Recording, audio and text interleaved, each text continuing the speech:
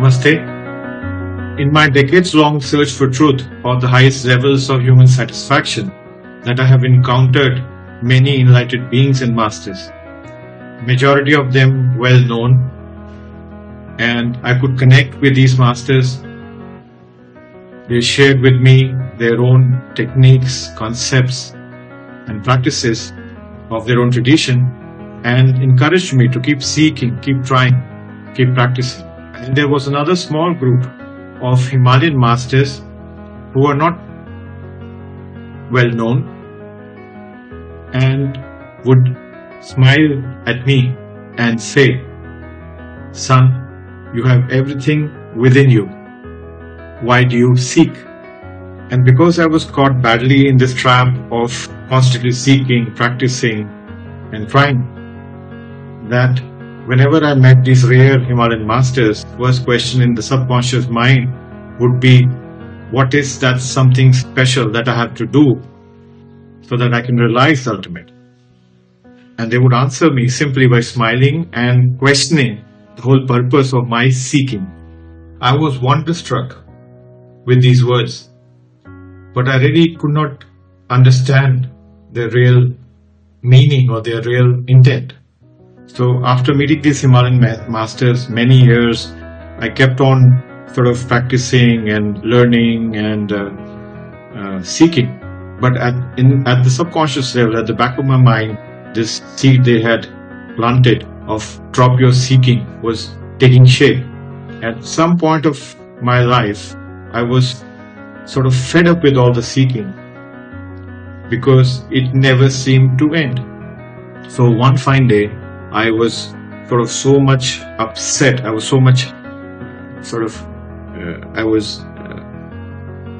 I had enough of all the seeking that I was doing, spiritually seeking, that I said to myself that to hell with this world, with my goal, and to hell with this seeking. I am not going to seek anything. That was really scary part in the whole process. I and my world are related, and when my world starts to crumble, the I also starts to crumble. Once this happened, the world started crumbling. I stood my ground. I said, no, if I am being slaughtered today, let it be. Once I sort of affirmed that, a great dawn of awareness sprang in me, or I became aware of something totally different, totally unimaginable, undescribable. Perhaps that could be called the state of unity. Our senses and bodies are constantly seeking gratification. Our minds are always chasing things, going behind things, traveling.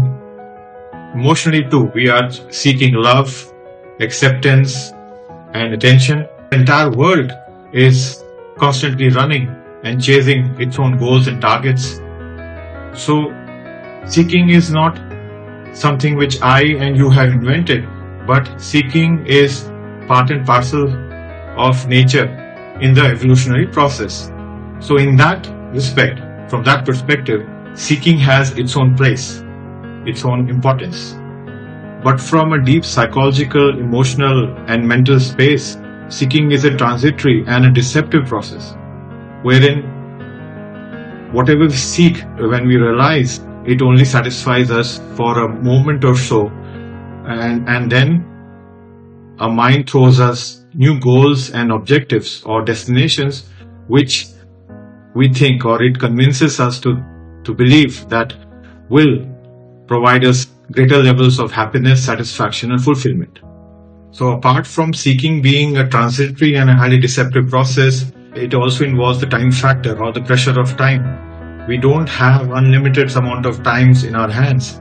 Day by day we're getting older, and therefore there is immense pressure to sort of achieve our goals and objectives and desires in a set period of time. Not only this, there is another dimension to the seeking, which is that we are too much obsessed or too much focused on our limited goals and objectives that we are not conscious of the process of seeking.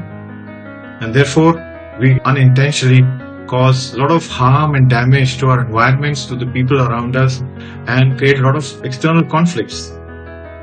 Now, add to all this picture the dimension or the possibility of failure. We are not going to achieve all the goals that we set in front of us. So there is an element of failure involved in each of the goals. All these factors put together, along with many other factors which we haven't got the time to discuss in this video, lead to an individual who is highly anxious, hurtful, insecure, and dissatisfied.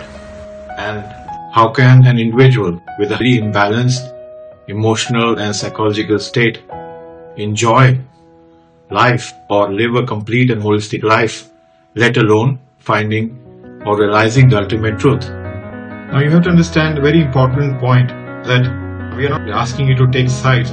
just because the entire world is in seeking mode, we don't have to be on the non-seeking mode.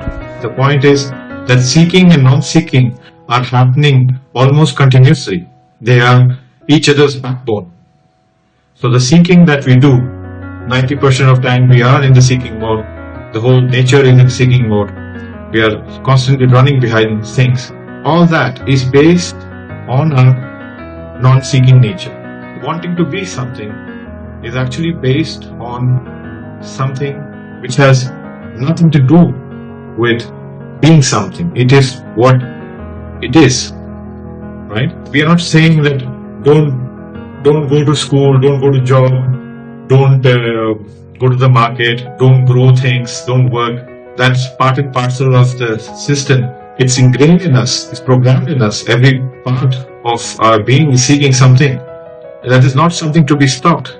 What has to be actually dropped is that internal search, that internal psychological, deep emotional and mental level search.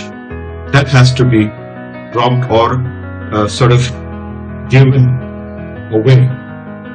If you like this video, please do like, share and subscribe it. Also provide your feedback as to how we can improve the sharing process. Our next video will have more insights and something which we can do together. Right? Thank you.